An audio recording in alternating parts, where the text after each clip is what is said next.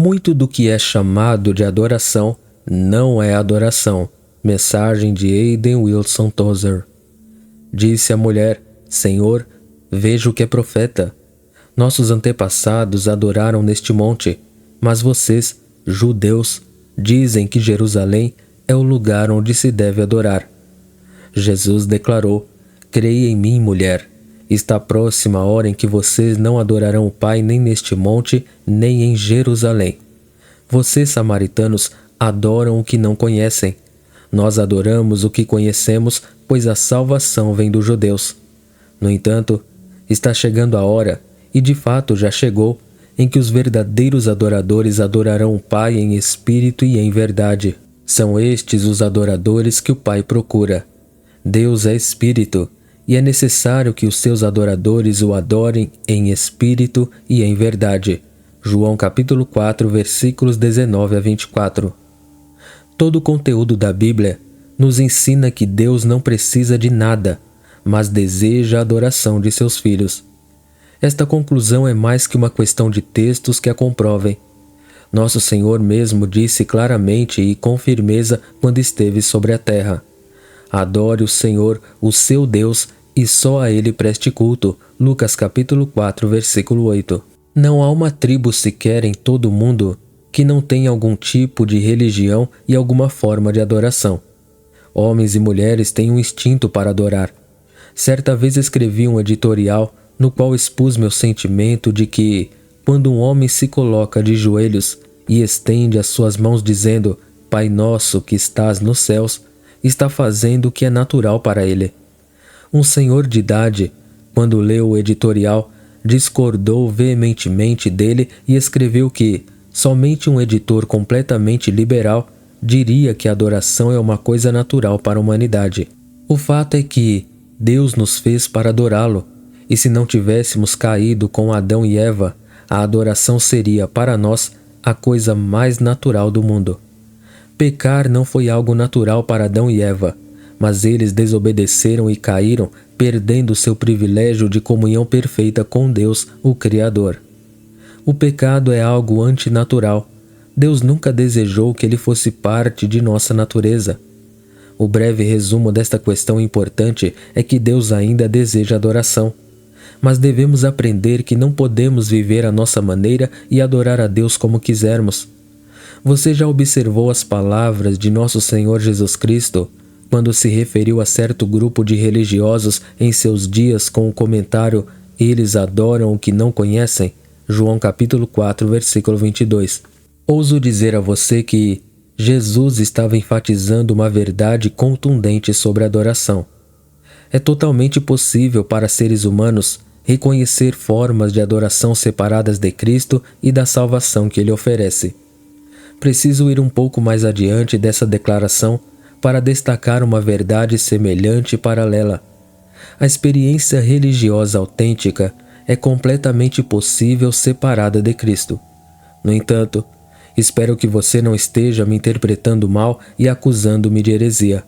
Sim, eu disse que pode haver adoração apartada de Cristo e disse que pode haver experiência religiosa autêntica apartada de Cristo. Mas eu não disse, e não creio, que essas experiências religiosas ou formas de adoração sejam aceitáveis a Deus. Há certos tipos de adoração que Deus não aceita, embora possam ser oferecidas e dirigidas a Ele. Está registrado que, quando Jesus estava ensinando aqui na terra, Ele afirmou a seus ouvintes que viria o dia quando as pessoas diriam a Ele: Não fizemos milagres em Teu nome?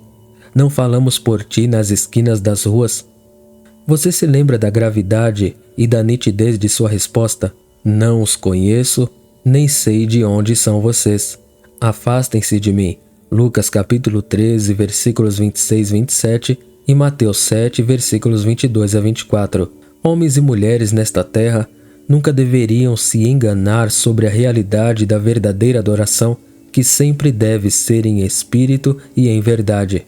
É plenamente possível se ter experiências religiosas e formas de adoração que não sejam aceitáveis diante de Deus. O apóstolo Paulo escreveu algo muito nítido, claro e definitivo para a igreja primitiva em Corinto. Ele sabia com certeza que homens e mulheres poderiam ter uma experiência de adoração e ainda assim não adorar conforme a vontade de Deus e não ter sua adoração aceita por Ele. Veja o que Paulo declara: quero dizer que o que os pagãos sacrificam é oferecido aos demônios e não a Deus. E não quero que vocês tenham comunhão com os demônios. 1 Coríntios 10, versículo 20. Paulo com certeza estava ensinando que toda forma de idolatria é detestada por Deus. E é detestada pelo fato de ser real. Formas de idolatria podem se tornar muito reais para os que se engajam nelas, mas isso não as torna aceitáveis diante do Deus vivo. Essa é uma das razões pelas quais Jesus falou de determinado grupo: eles adoram o que não conhecem. Penso que vale a pena notar que Thomas Carlyle, em seu On Heroes and Hero Worship, sobre heróis e adoração a heróis, e The Heroic in History, o heróico na história, nos advertiu para que não cometêssemos o erro de pensar que as grandes religiões pagãs do mundo são todas falsas. Carlyle declarou que, a partir de sua investigação, essas grandes formas de religião não são falsas. Elas são reais, e o terror delas é justamente o fato de que são reais. Anos atrás, no México, fui atraído pela vista de uma igreja muito velha. Entrei nela depois de tirar meu chapéu e descobri que a igreja não possuía piso, exceto o próprio chão. Parei para olhar ao redor as estátuas e as esculturas, e então notei que uma velha senhora mexicana havia entrado no edifício carregando consigo uma pequena sacola de compras. Ela não prestou atenção em mim e caminhou direto até o altar. Tive a impressão de que ela conhecia tão bem aquele corredor que poderia ter caminhado de olhos fechados. Ela se ajoelhou diante da imagem da Virgem Maria. Olhou para o rosto da estátua inanimada com devoção profunda, um anseio imenso, um desejo enorme. E pensei: esse é o tipo de anseio e de desejo que eu gostaria de ver em relação ao Senhor. Não há dúvida em minha mente de que ela teve uma experiência de adoração. Eu creio que tenha sido muito real para ela, que não estava fingindo. Ela queria adorar, mas a sua adoração estava sendo dirigida a uma estátua sem vida que era apenas obra das mãos de alguém. Há muitos tipos de adoração que Deus não pode aceitar. A adoração de Caim no Antigo Testamento não foi aceita porque ele não reconheceu a necessidade de uma expiação pelo pecado no relacionamento entre Deus e o homem caído. Caim esperou agradar a Deus em adoração, mas não trouxe sacrifício de sangue. Veio com uma oferta do fruto da terra, provavelmente flores belas e um cesto de frutas, conforme Gênesis capítulo 4, versículos 1 a 8. Quando Deus reprovou sua oferta, a atitude e a resposta de Caim parecem ter sido: não conheço nada sobre essa ideia pecado e expiação.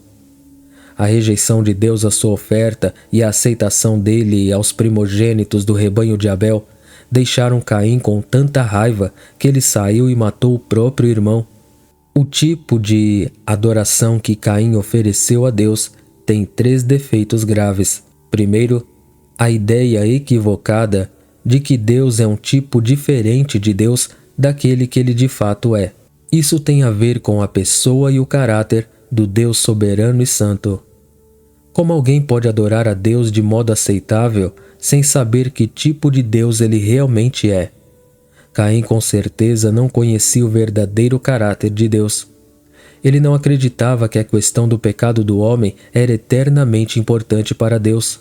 Segundo, é o pensamento equivocado de que o homem tem um relacionamento com Deus que de fato não tem. Caim supôs que era merecedor de aceitação pelo Senhor sem qualquer intermediário. Recusou-se a aceitar o juízo divino de que o homem havia se alienado de seu Deus por causa do pecado.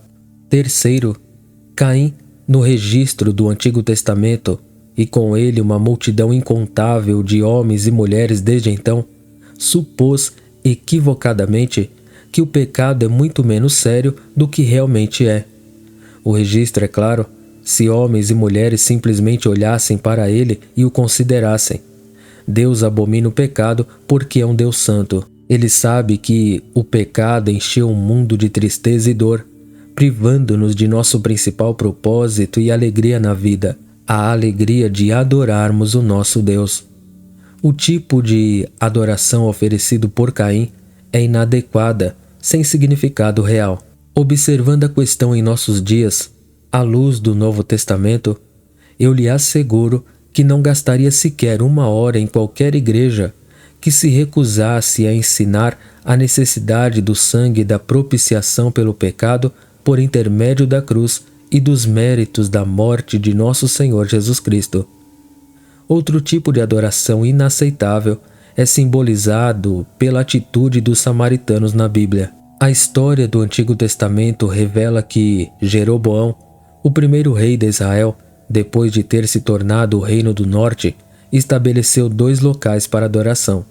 Ele queria ter certeza de que seu povo abriria mão de seu hábito de adorar em Jerusalém e instalou 2 bezerros de ouro para serem adorados em lugares apropriados, Betel e Dan. A heresia do samaritanismo, a prática de escolhermos o que desejamos para adorar e rejeitarmos o que não gostamos, está espalhada por toda parte.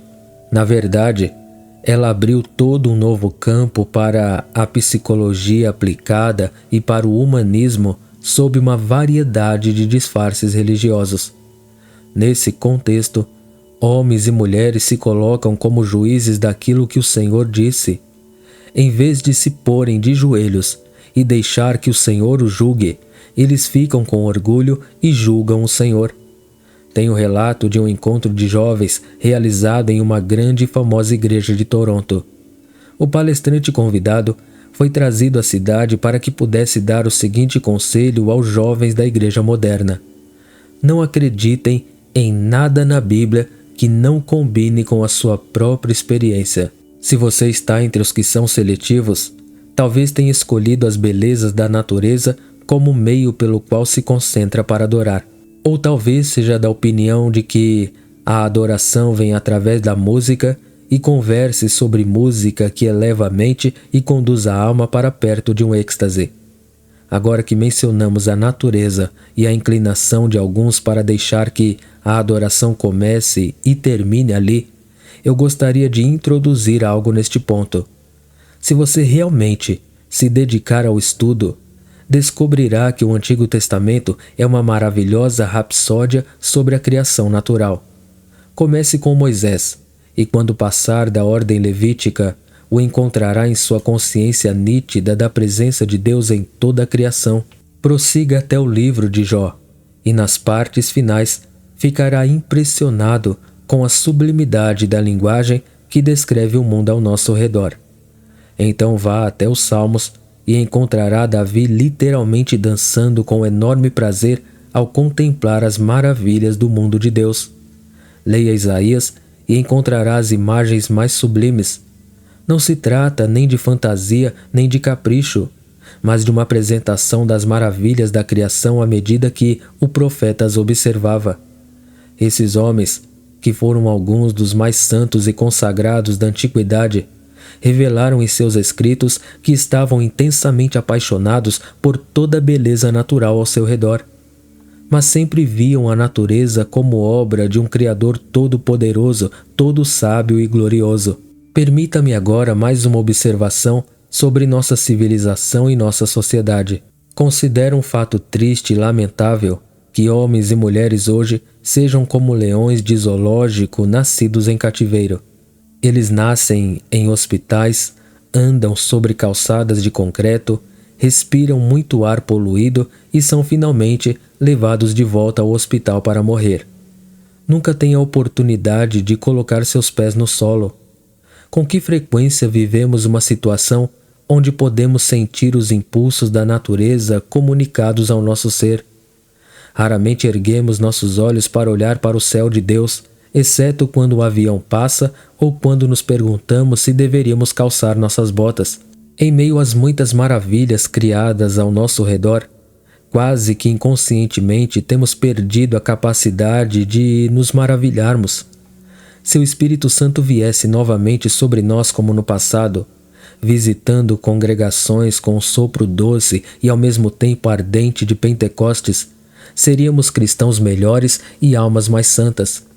Além disso, também seríamos melhores poetas e artistas e melhores amantes de Deus e de seu universo.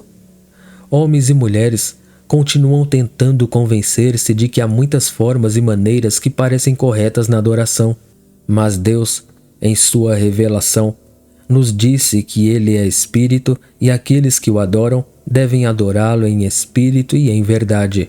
Deus tira a questão da adoração das mãos dos homens e a coloca nas mãos do Espírito Santo. É impossível para qualquer um de nós adorar a Deus sem a participação do Espírito Santo. É a atuação do Espírito de Deus dentro de nós que nos capacita a adorar a Deus de modo aceitável por meio daquela pessoa que chamamos Jesus Cristo, que é Ele mesmo Deus. Portanto, a adoração tem origem em Deus, retorna a nós e é refletida a partir de nós como em um espelho. Deus não aceita nenhum outro tipo de adoração.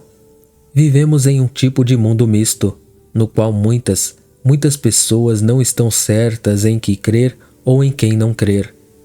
Quase todas elas se desculpam nos dizendo que são pessoas que buscam a verdade.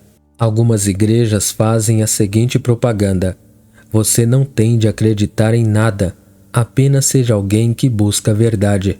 Quem não reconhece o novo nascimento ou a direção do Espírito Santo reconhece o impulso antigo de adorar alguma coisa. Se não tiver estudo, talvez mate uma galinha, coloque penas em sua cabeça e dance em torno de um pequeno círculo. Nós chamaríamos essa pessoa de bruxa. Se tivesse estudo, talvez escrevesse poesia e teria um texto como o poema de Edwin Markham, I made a pilgrimage to find the gods. Fiz uma peregrinação para encontrar os deuses. Muitos estão preparados para dizer como Markham, que viram sua mão brilhante enviando os sinais do sol. Eu, ao contrário, nunca tive nenhum desses sinais. Moramos em uma terra onde bíblias estão por toda parte e o evangelho está sendo pregado fielmente. No entanto, homens e mulheres buscam a Deus em altares e sepulcros antigos, em lugares escuros e empoeirados. Eles finalmente concluem acreditando que Deus está enviando sinais do sol. Há pessoas que ficam indignadas comigo quando digo que esse tipo de busca pela verdade precisa ser exposto. Precisamos redobrar nossos esforços para contar ao mundo que Deus é Espírito, e aqueles que o adoram devem adorá-lo em espírito e em verdade. João 4:23. A adoração acontece pelo Espírito e pela verdade. Não podemos adorar no Espírito somente, pois o Espírito sem verdade é impotente. A adoração deve ser em espírito e em verdade. A verdade e o Espírito divinos devem estar juntos. Quando uma pessoa, entregando-se a Deus e acreditando na verdade divina, é cheia com o Espírito de Deus, até mesmo seu sussurro mais leve será adoração. O fato gritante, trágico, é que os esforços de muitas pessoas para adorar são inaceitáveis diante de Deus. Sem a infusão do Espírito Santo, não pode haver verdadeira adoração. Isso é sério. É difícil para mim descansar tranquilamente à noite, sabendo que milhões de pessoas cultas e religiosas estão apenas mantendo tradições eclesiásticas e costumes religiosos e que, na verdade, não estão se chegando a Deus. Devemos adorar humildemente a Deus em espírito e em verdade. Cada um de nós está diante da verdade para ser julgado.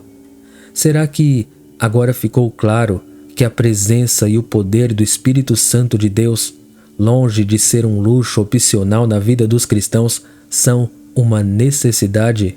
Amém. Deus em Cristo abençoe a todos. Notas do tradutor.